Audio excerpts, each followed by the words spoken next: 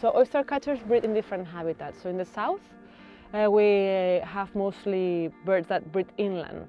So when I mean inland, they are more like associated to fields and small towns and stuff like that. And then we have the coastal birds like these ones that they are mostly breeding in the coast.